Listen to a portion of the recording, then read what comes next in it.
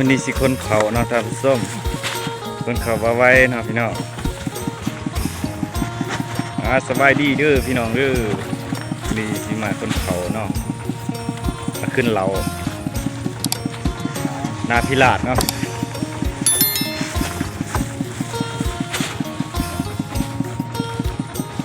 โอ้คือประหยัดเกี่ยงได้เนาะปลาทันโอ้เพิ่นเฮ็ดเปรี้ยวเพิ่นยังแห้งได้เพิ่น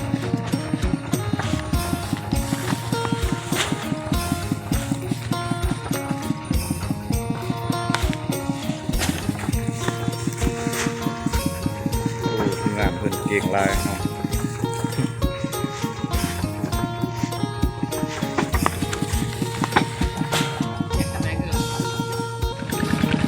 พี่น้องตอนนี้ก็เต็มเลยเนาะ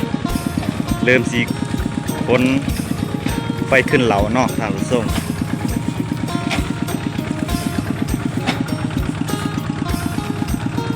ปั่นมือวานนี้เนาะท่านผู้ชม เอารถไถมาแก่เนาะท่านผู้ชมแก่โบราณเราแก่หน่อยนึงเนาะเพราะว่ามันมอเนี่ย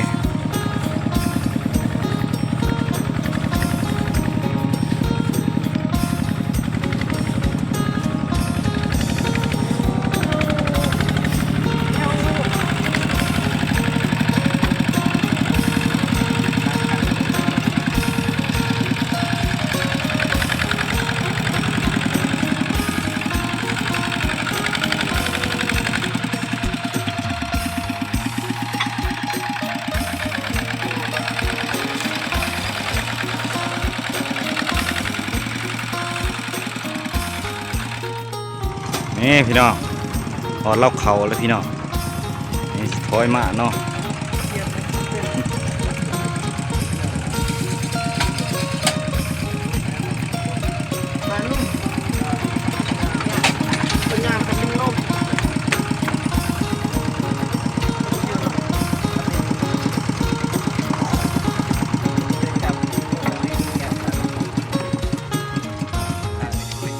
ถึงงานเพิ่นดึงเช็ดนะเด้อ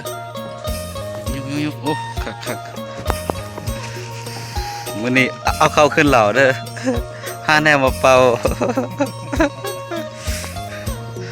หนึ่งกึ่ง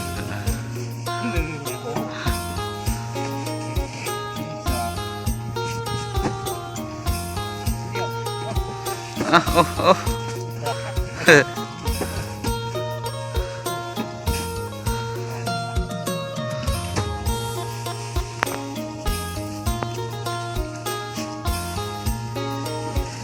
โจมขึ้นคนละไม้คนละมือ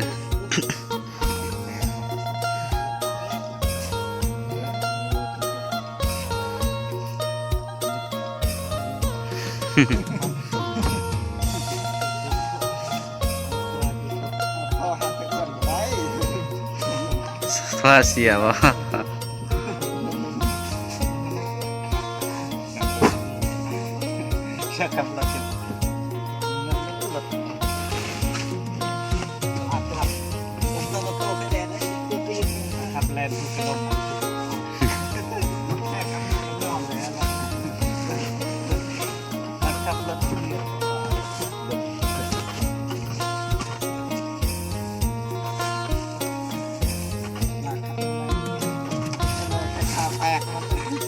ปัจจุบันปัจจุบันขับรถเที่ยวซ้ำเล็กไม่ครั้งแรกในชีวิตผม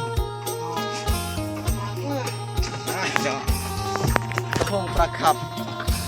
ขับเลยใครขับเปิดปุ๊บ นี่เนาะพี่น้องเอาเป็นสอบเลยโอ้ได้ลายสวย เรือเรา เลือดเราเลยเนาะเราเขาพี่น้อง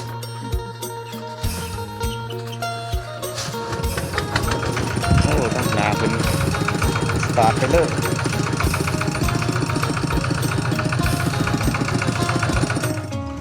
มาพี่น้องเอ้ยตอนนี้หอบสุดท้ายเลยเนาะท่านผู้ชมเกี่ยวสุดท้ายเนาะ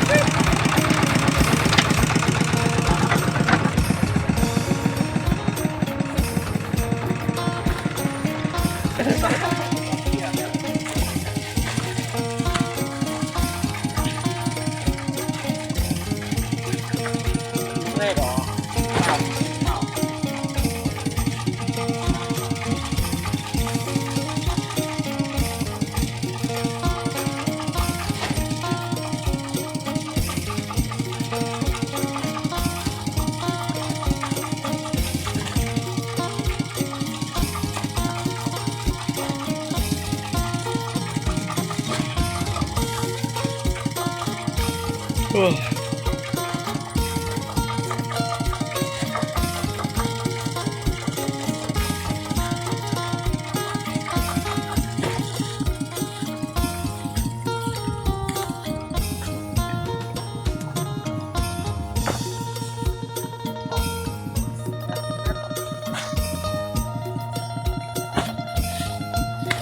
ดพี่น้องเด้อหมดแล้วโอ้สำเร็จเสร็จสิ้นในการเฮ็ดนาปีสะพานสวา เรียบร้อยเนาะท่านผู้ชม นี่พี่น้องแล้วเรียบร้อยเนาะจะเขาแล้วน้ำแล้วมันนี่สบายพี่น้องเลย หมดแล้วขึ้นพยามา ออกสุดท้ายนะพี่น้องอันนี้คือเตียงหน้าเนาะท่านผู้ชม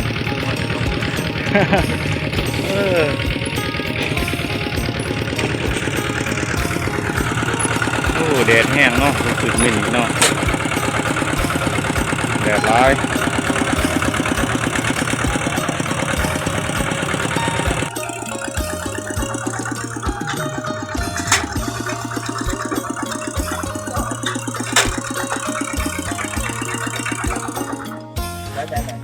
พี่น้อง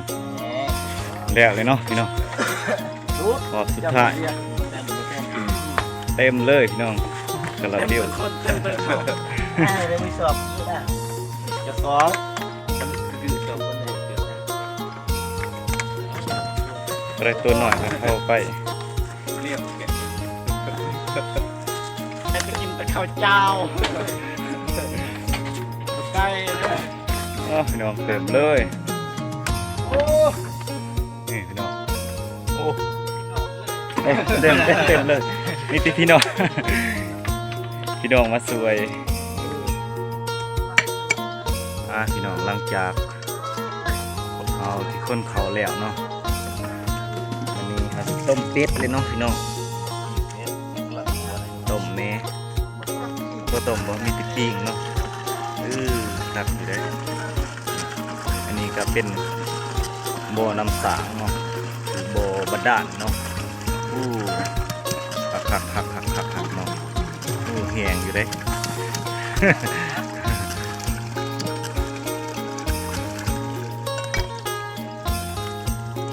ปวดตา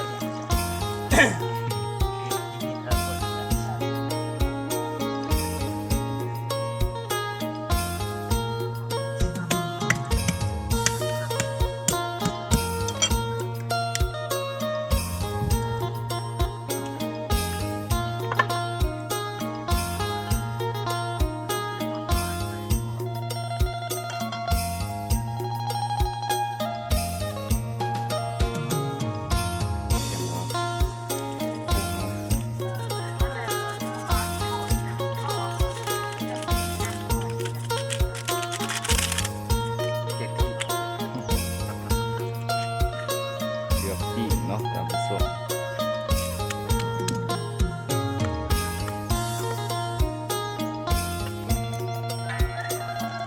ให้มันตัดดันเนาะ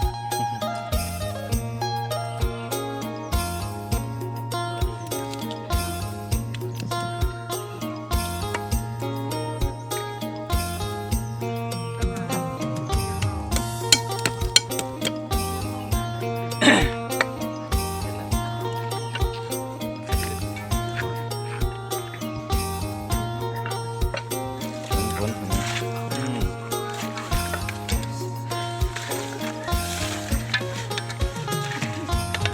วัตาบีที่ทำไว้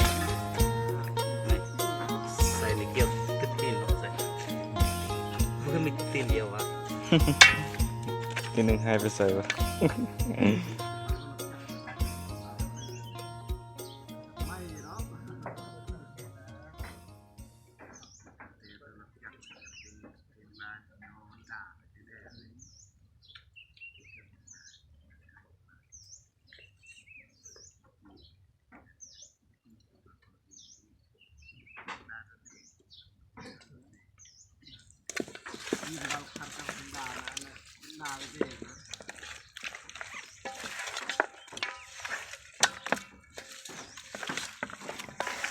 มอตีตับใส่พุงอกเลย ก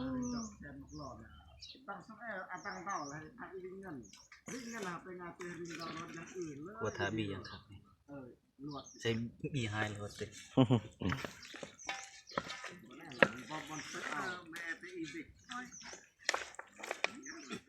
ไฟมันลงกันได้แคบนะตัวนี้กำลังตี นี่พี่น้อง พี่น้องลาย มาสิปิ้งเนาะพี่น้องลายแล้วทีนี้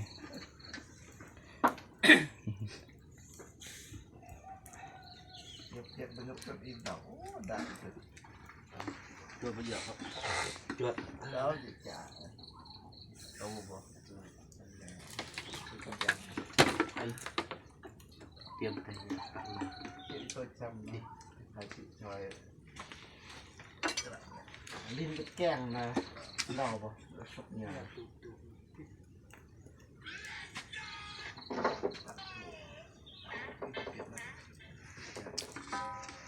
โอ้ย ไข่ขนาดเดือดบานะขนาดคันเนยยำปรังเลยครับดักได้เลยพัดไม่ได้ละ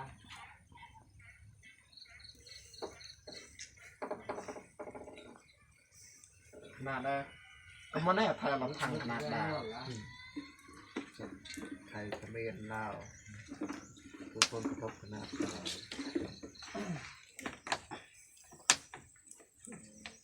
เนี่ยกูเก่งทุกอย่างนะเราก็บอกนะเราก็มาใช้อีกนะในเก่งทุกอย่างเดี๋ยวเราใส่กล่องใส่กล่องไม่กินกิวกินก้อนหรอสุกก้อนเอาไปใส่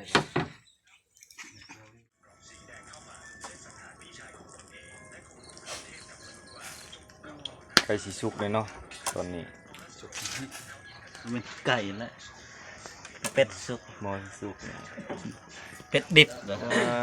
สีแดงๆเนาะ มีวงดาวเป็นมีวงดาวพอไว้ตัวกันครับมีดาวจนบื้นเนี่ยพอมีอ่อนเตะ กำลังซอยตอน ใส่ต่อไปสิ ที่เท่าที่นะแล้วแล้วเยอะนะตื่น คนนักที่แกรับซอย ซอยทางบ้านมียา รับซอยจิบหาจะมาปลาปล่อยมาวันนั้นจะมาตัวเรียนต้องเจ้าพวกนั้นรุก ก็ต้องตื่นมากีดแอดเลยแต่พิจารณาเต็มต้องรับแต่พิจารณาก็ต้อง ใส่ไตรีบเต้นแล้วรีบตักเกณฑ์ได้เจ็ดเลยเงี้ยไปแล้วก็ดีตักเลยเรเซย โอ้เก่ง กำกล่องอีกเกณฑ์ตา ลองนะบ่มีฮะมามัด เด็กจึง มันนอกตีจึงได้ตั้งยาวเลยเรา มามัดจึงด้วยเป็นข้าปลี เราตัก เราหน้า เลย จึงร้อยทางร้อยดีข้าปลีต้อง พี่นะลองแบบดีทั้งนวดมือละกีด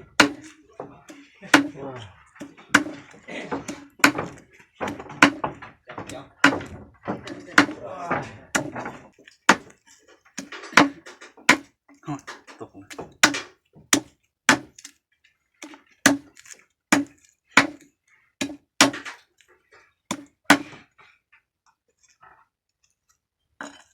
สั่นมาเตะเสียลิง ดูแม่ ไอปอมเปียก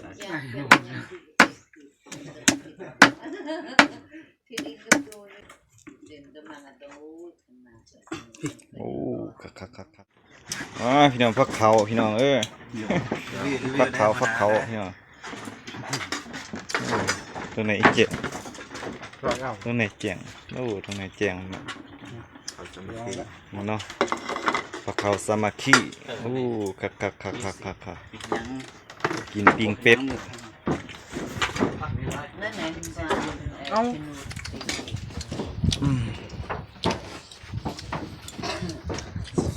แสบเด้อไอ้น้องเด้อ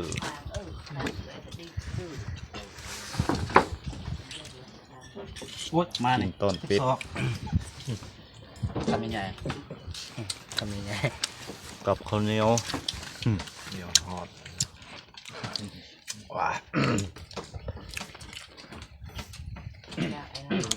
เบอร์ดอกซ้ำเทียบซ้ำจิ๋วขึ้นไปสิก็อันนั้นดึกน้ำซ้ำต้องสิก็ช่วยเทียบจิ๋วใช่จะเบอร์ลำบากเดี๋ยวอยากจะอีตอนนี้เดียว นี่หลังจากกินข้าวแล้วเอาโต๊ะข้าวๆนะพี่น้องเอาเบากำมะกอนนี่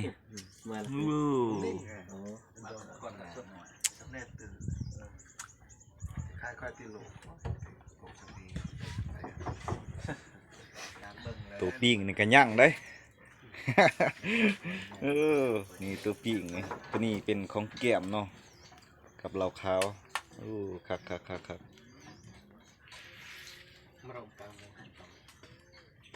งระวังมองเสีย ได้โดยสำหนึ่งอีลือแหละ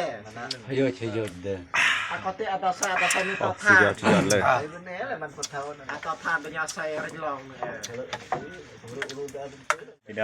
ำพักของแก้มไปน้ โซ่ไปน้ำ ำโซไปน้ำ ได้เมียเลยก็เป็นตีอยู่ครับไอ้ยาใส่มือในเนี่ยคือขั้นตอนหลือเลยขัดจักตือไงข้าหาตัวซ้ำไม่แห้งแล้ว กระนางอีกใส่เล็กปั้นเลยกระนางไง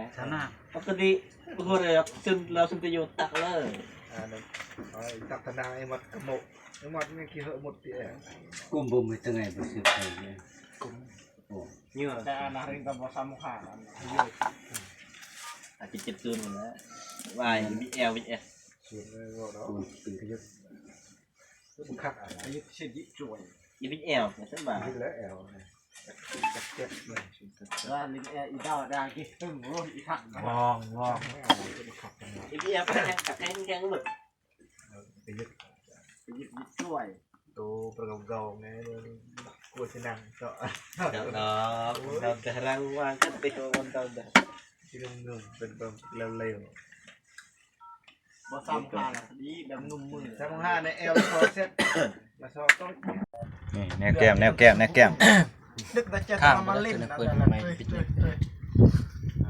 มาเด้อมากินแนวแก้มนี่ไอ้น้องปิ้งเป็ด สลับตับเปิดสำเร็จ ได้แล้ว พ่อ วันนี้ก็ว่าเป็นแต่แพ้แล้วติกรมสารนะจ๊ะ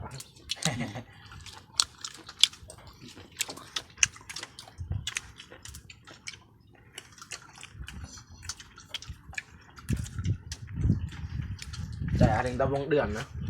คือซอยล้างหัวสาร